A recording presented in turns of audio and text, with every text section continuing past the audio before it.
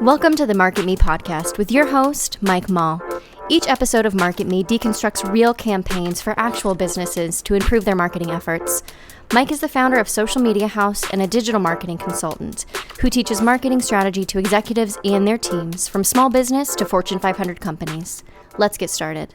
Today we're speaking with Bob Berry of Answer Lab. He's a principal of Answer Lab, which is a research, I'll actually let you tell it because I think it's a little out of my league.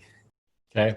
Glad to be here, Mike. Appreciate you welcoming. You got a great podcast here, and I'm looking forward to having the conversation. Yeah, so I work for a company called Answer Lab. We're actually based out of New York and San Francisco, but at the moment we're all working remotely like a lot of other companies.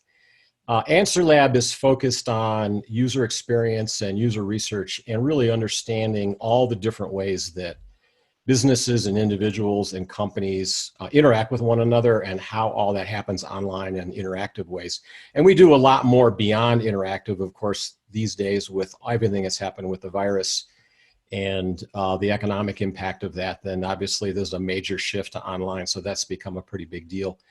I'm in the midst right now of doing projects with Amazon, FedEx, Facebook, Google, Twitter, and it's really a pleasure to be able to work with these companies because they're really inventing a lot of pretty cool stuff, and I get to take that and out in the real world and show it to people.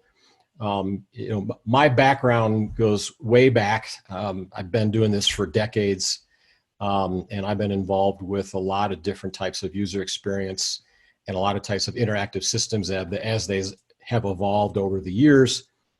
In addition to being a principal at Answer Lab, I'm also the founder of itstheusers.com, which is an online learning academy for people that want to get involved in user experience and figure out how user experience impacts them and what they do. So Answer Lab really works with a lot of big companies. Itstheusers.com is focused on smaller companies, startups, professionals that really want to get into this realm, but maybe don't have the budget to do the kind of work that Answer Lab does. Absolutely. And I was reading through some of your content, some of the stuff that you've put out, and you have a really interesting kind of position or viewpoint on user experience. I'd love for you to share your thoughts, because I know we think about how we interface with a website, and that's usually where most people's thought process and conversations stop. But the way you describe it is really interesting. I'd love you to take me through it. Yeah, so I think that a lot of what happens in business, or you could make a case that really all of what happens in business and beyond business is all about user response, about customers, prospects, clients reacting to and responding to whatever types of offers or solutions or products or services that you might put out in the world. And Mike, you're very much about marketing and online marketing, and certainly the whole purpose of marketing is to get people to respond to something that you're putting out there, some kind of statement or offer or some suggestion of value that they might make some use of. All of those individual responses is the sum total of really all the business that happens in the world. And in fact, those individual responses and choices by people in the midst of whatever experience we provide them is really what drives the global economy. And so you could take the entire realm of marketing programs, for example, online or offline, inbound or outbound, and you can say every one of those are driven by those individual responses that happen within the experiences that we provide people. So experience is central to almost everything or virtually everything that happens in business. And again, it's something that in a large way drives what happens with the global economy. Yeah, and are some of the services that you work with kind of taking all those micro interactions, those responses, and kind of figuring out how do we hone them, how do we craft them, how do we move people down a channel that we want them to move down? Yeah, that's a big part of it.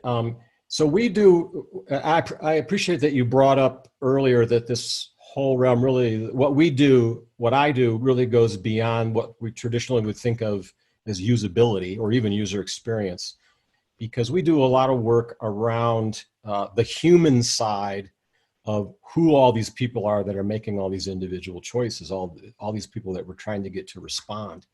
So we do a lot of persona work, really trying to figure out who these people are.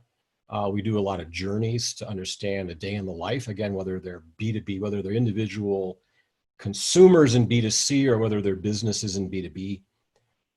We do a lot of developing of narratives and stories and ethnographies and really trying to create a broader context, a narrative of who these people are, what matters to them. Because once you understand that, you have a much better chance of providing them or offering them something that's going to be meaningful to them in the context of who they are and what they do. And then they're obviously more likely going to respond to that as well. So there's a wide variety of tools and methods and platforms that we use and that I've used over the years to really understand who all those individual people are and what matters to them. And of course, at the moment, another major theme of what we're working on right now is all of that is changing dramatically. So everything we thought we knew about those people, a lot of those people is in the midst of going through a massive transformation. And so now we've got a new challenge in front of us as businesses, certainly as researchers, but as businesses in general, to really understand what those changes are, where those people are going, and what new things they're dealing with. So that's a big deal. Yeah, and I would imagine, having such a reduction, like very rapidly and in a massive way, and potentially as an ongoing challenge, all of these interactions, some of the sales process is an in-person. Some of these things are on a golf course. Those are part of some of the personas that you build. And, it's not just all online, but with a big focus online. Is that something that, are you guys kind of prepping for that as a scenario, or do you feel like your experience with the world shifting online, you're just going to kind of tailor it a little bit quicker than you thought? I think I actually think it's all the above. I think there probably are some data, some knowledge that we have now that's probably not going to change. That's, there's what we know about who our customers are, what kinds of things they respond to, what kind of interfaces and experiences are most effective depending on where they are in the buying cycle and what kind of products and services we may be offering. Some of those I think are going to remain very similar. And other ones are going to start to evolve. And I think you're starting to see a lot of that right now. And the ways in which, we're just on the front end of this.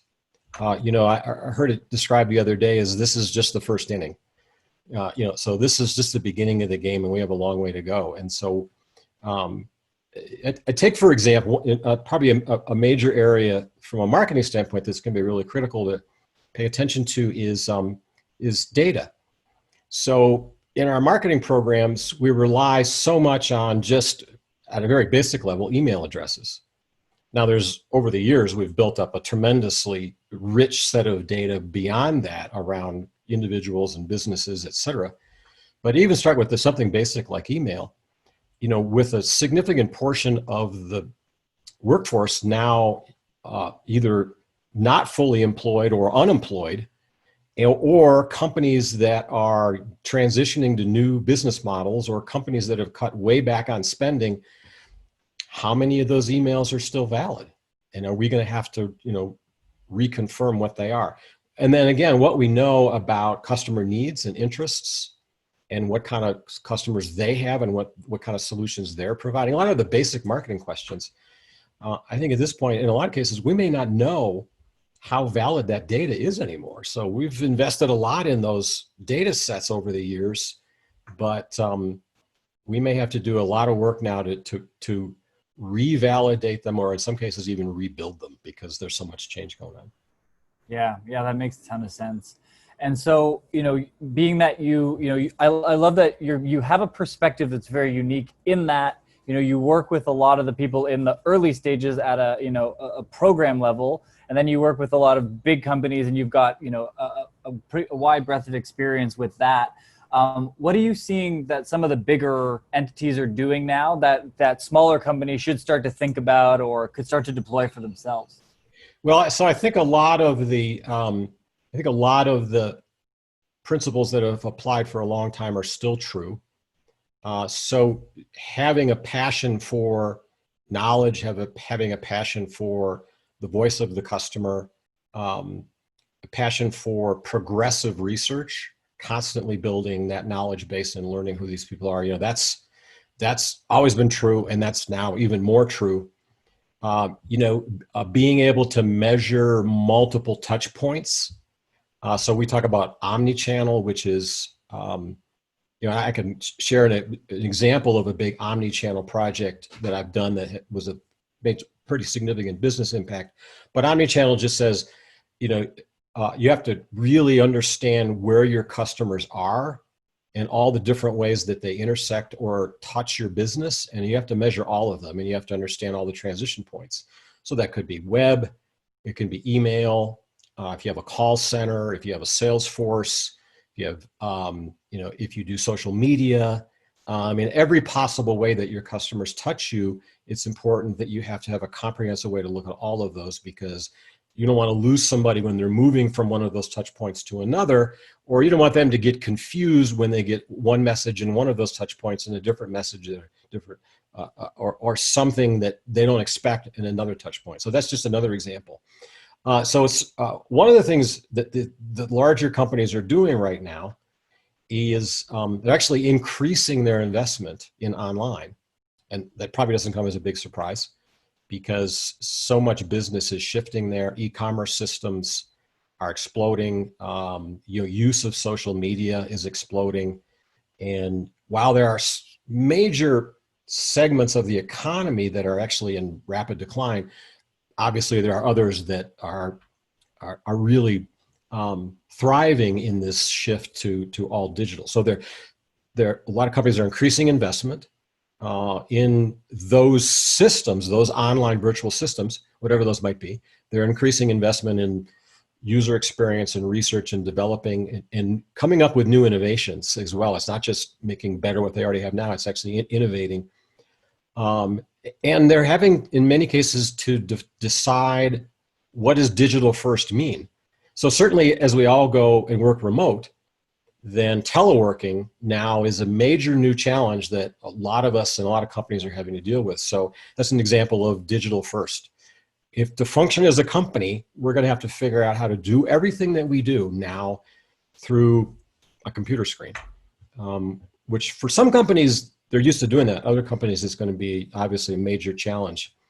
They're also doing, it's another things that a lot of the bigger companies in general are doing is developing a deeper appreciation for what I call the humanity of all of this. So, it's not enough now to just continue to do business and function at a business level.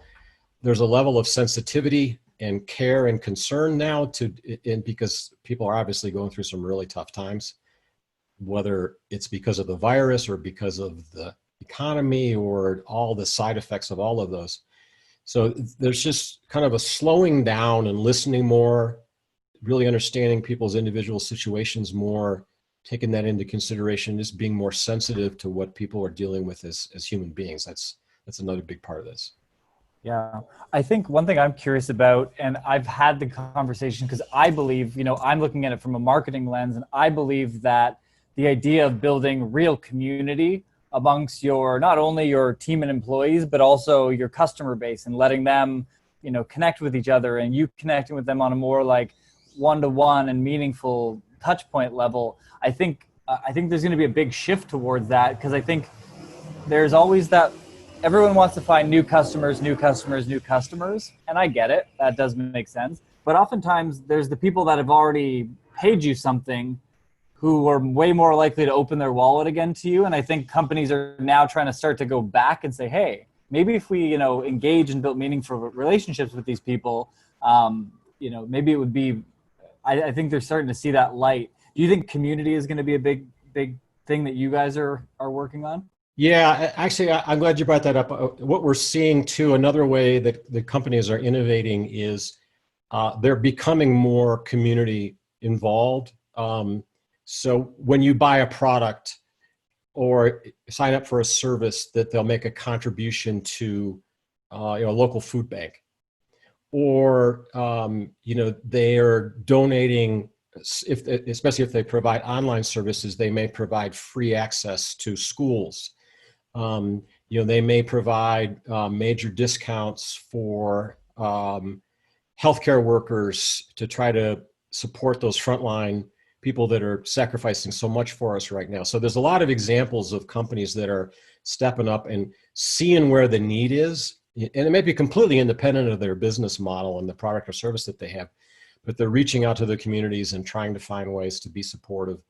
And you know, it's kind of encouraging, because I think a lot of times in the past, companies did this, it was sort of a PR thing, or it was sort of a, you know, you kind of have to check that box that you're demonstrating. But a lot of it that I'm seeing right now feels a lot more sincere and a lot more authentic, which is hopeful. There's not a lot out there that's hopeful, but I think that's one aspect of this that does bring some hope, that maybe we're learning some new things that can carry beyond this current crisis we're in. Yeah, absolutely.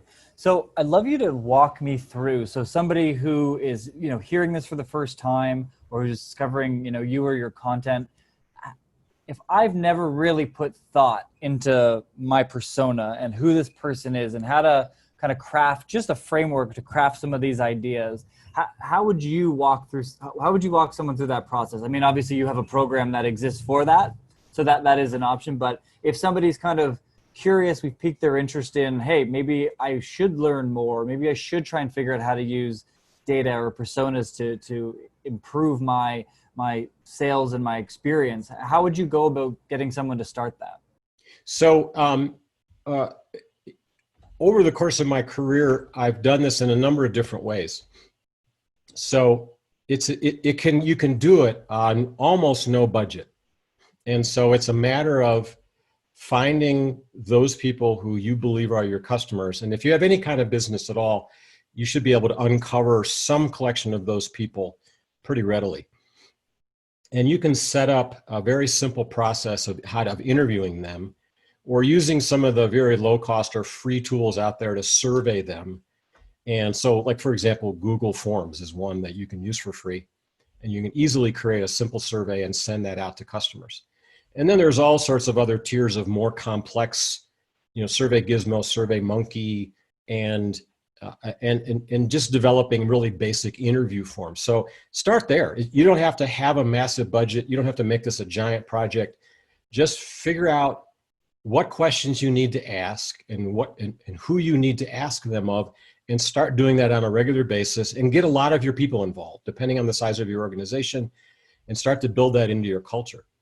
Then at a slightly higher level, which is kind of what It's the Users does, is there are a number of ways to be more rigorous about that. So, you know, for example, there are a lot of different aspects of the user experience that you can test. So just, again, simple usability. Can somebody complete basic tasks is one of them.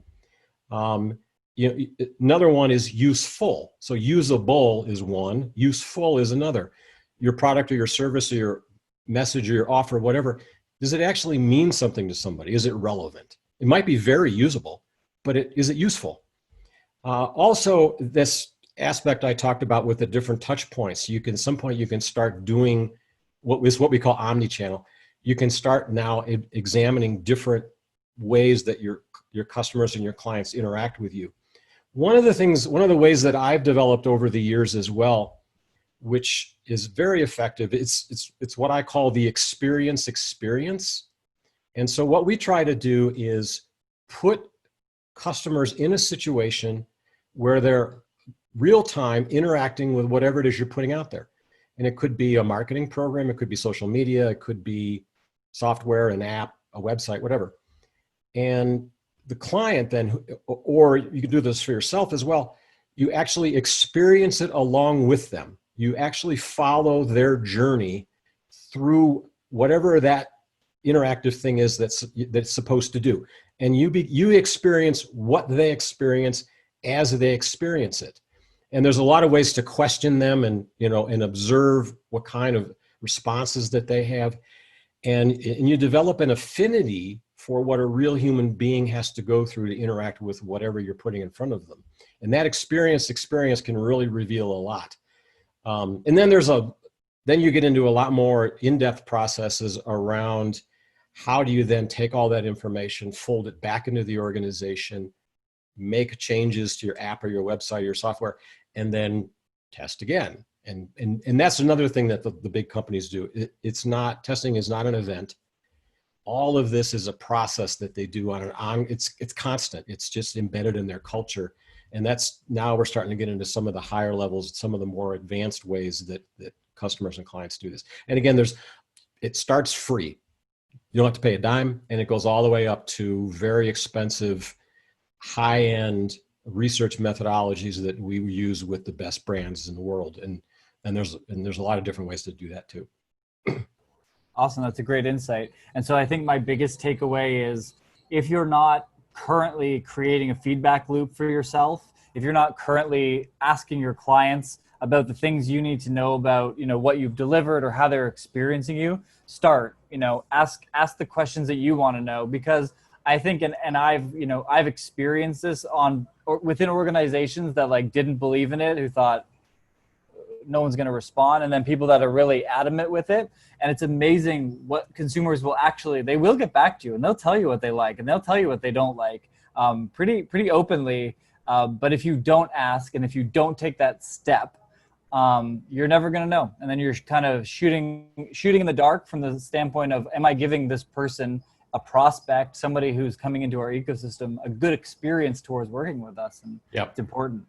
Yeah. And this is especially important now if you're one of those businesses that is being forced to innovate. So just a couple of quick examples. Right here in my neighborhood, so there's a little cafe a block from here that we would frequent all the time. Of course, they had to close down, but they very quickly pivoted to being a supplier of food for the neighborhood.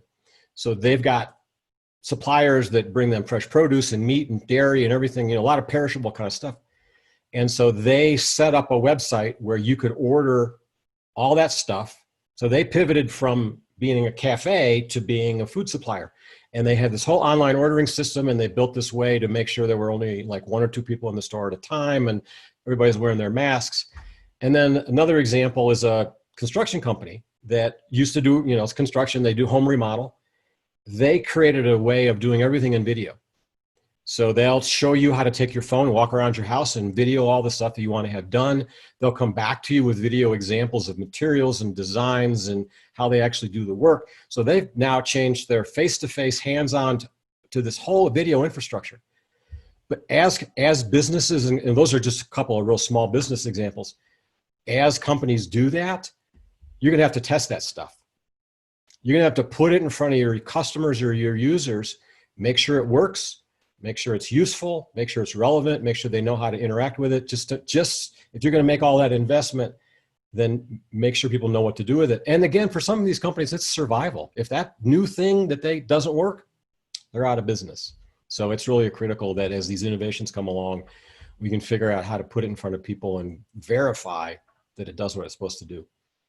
Awesome. Listen, that was some really insightful stuff, some really great takeaways. I'm going to link up both of the companies in the notes, but I'd love to, just before we kind of wrap up, just give me kind of a little, 2-minute promo or a little brief overview about what people can get. Because I think the majority of our listeners are more, it's the user side. I think they're mostly more smaller kind of entry level getting into this stuff. I mean, I don't officially know if there's any execs from big companies listening, but I'd love to know a little bit about what someone could get in that program. And we'll link it up in the show notes. So what I'm offering, I'll have a landing page that is marketme.itstheusers.com.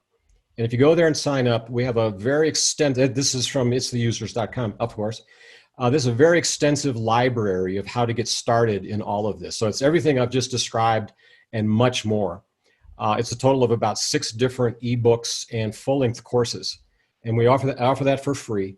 The other thing I offer is a free business consultation. So I do this with major companies all the time, where they come in, they tell me what their challenges are, who their clients are, who their customers are, what's working, what's not working, and very quickly I can analyze a lot of different human experience aspect of those and recommend to them what are some things they should be paying attention to and what are some things they might try. So I offer that consultation for free, and I offer that full extensive e-library of getting started in user experience for free as well. So if you just go to that marketme.itstheusers.com. You can sign up, and all that is yours at no cost.